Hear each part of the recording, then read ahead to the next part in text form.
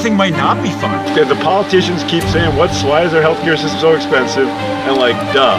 How does that make any sense? We'll figure it out. This is the thing. I'm just getting totally unhinged now, and I don't know what to do.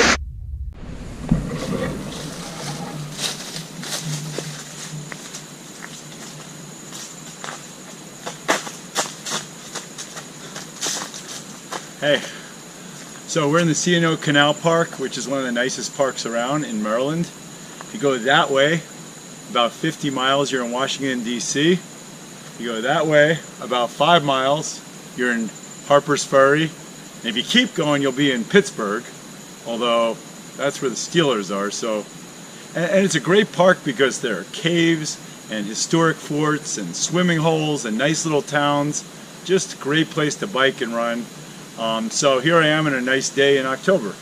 And I want to talk about a new study that came out that I heard on NPR just a week ago, actually a couple days ago, about osteopenia.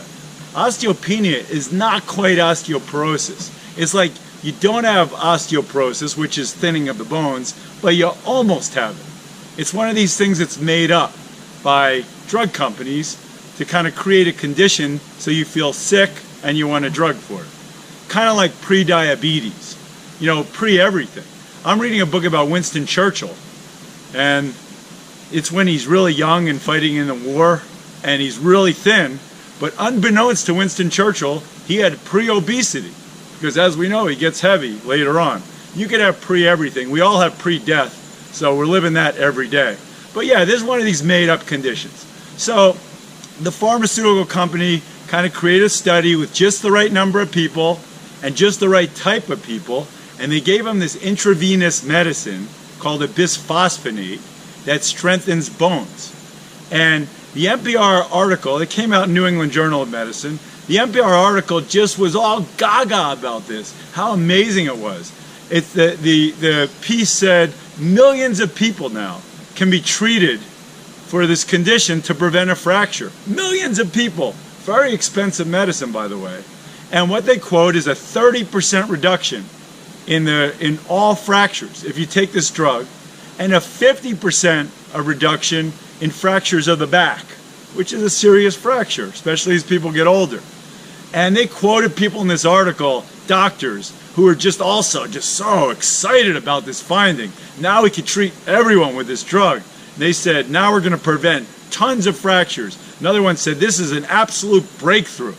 You know, just absolutely so enthusiastic. And the reason I want to talk about this study is, well, of course, because it's bullshit, as a lot of them are, but also because it's just part of what I said last time, which is the concern that doctors are just jumping on the pharmaceutical bandwagon and pushing these treatments which have real questionable benefits based on a single study that has not been shown before in previous studies. A very selective study. And this is why you have medical reversals, because you do this selective study and now millions of people get this expensive medicine, and a subsequent study is going to show, oops, it actually doesn't work and causes trouble. Of course, this study didn't cause any trouble. But let's look at the results, because 50% reduction in fractures, 30% reduction in spine fractures. The two biggest kind of fractures you worry about are hip fractures, which you won't get if you don't fall down, so don't fall, you're good, and spine fractures, which can occur for no reason. Now, a lot of people get spine fractures that don't hurt them. It's just a normal part of aging. The spine crunches a little bit with age. It's just normal, but it doesn't hurt. But these people count all spine fractures based on x-ray. It doesn't matter whether it hurts or not. So let's look at two meaningful numbers from this study. One is, how many hip fractures does it prevent? Of course, millions of people have to be treated because so many fractures are going to be prevented. But here's the number. Let me show you a theater. Out of 1,000 people treated with this expensive drug, one hip fracture prevented in a year. So again, you'll have no hip fractures if you don't fall.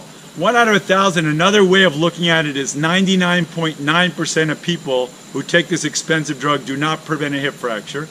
Another way of looking at it, you have to treat 1,000 people to prevent one hip fracture. So different ways of looking at the same thing. How about spine fractures? To really get to the root of it, we have to look at painful spine fractures, i.e. a spine fracture the patient actually notices, instead of one that just shows up on an x-ray. So it turns out out of 1,000 people treated, as this theater shows, four spine fractures prevented that cause pain.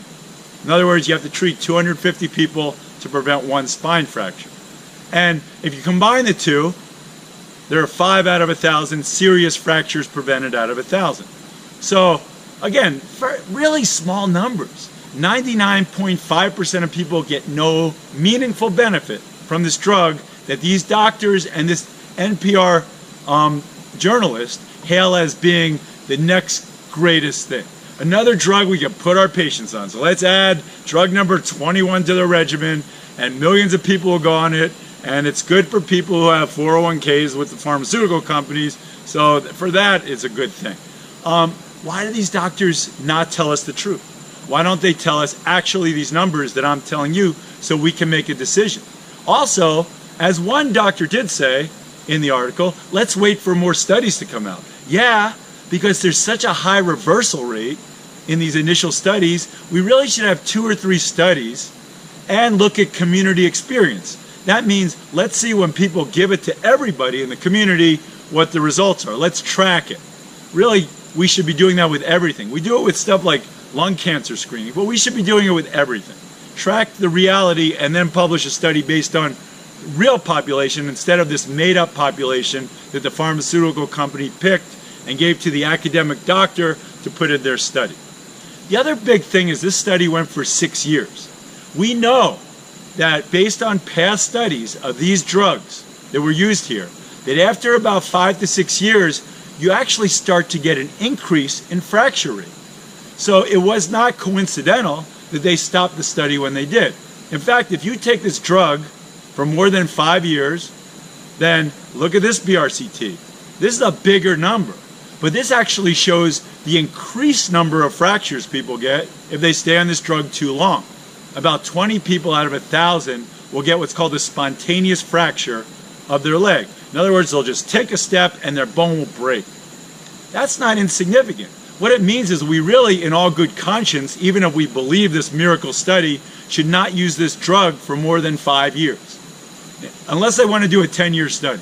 Let them do a 10-year study and we could now rethink about whether we're going to use this. So it's a very small window you're going to give this drug, even if you believe that it should be used in these people with made-up pre-osteoporosis. The other thing is there are serious side effects that they did not see in this study. I have seen them in my practice, such as something called osteonecrosis of the jaw, which is so serious that you live with it for the rest of your life. It's a breakdown of the bone in the jaw, and it's painful for the rest of your life. So there are serious things. They said no serious things. They only had 2,000 selected people, so they probably picked the right number of people, so it's very unlikely to find something serious. This is just another example of the media and academic doctors trying to convince people they should be on drugs that really are very questionable, very expensive drugs. These articles and studies come out so often that it's no wonder that people are on so many medicines and that the cost of healthcare is going up without any improvement in benefit. Like we said on the last cholesterol talk, you could try to actually improve your lifestyle, such as not falling down.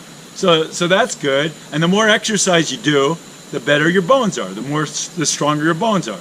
And if you don't smoke, and if you have a good diet, Mediterranean kind of diet, your bones are stronger. You don't have to take calcium, that's useless. A Mediterranean type of diet, don't smoke, and do a lot of walking, you'll get stronger bones. They would never compare this drug to that regimen, because that regimen's gonna win every time. So anyway, on this nice day, I just wanted to talk about that study in case anyone happens to see it. And the way NPR reported it is really disappointing, but that happens every single day. Take care. Hey, I hope you like the podcast. We'll be back next week. I'm going to give you some information. If you want to check the website, if you want to email me, if you got your own stories, let's talk about it. See you next week.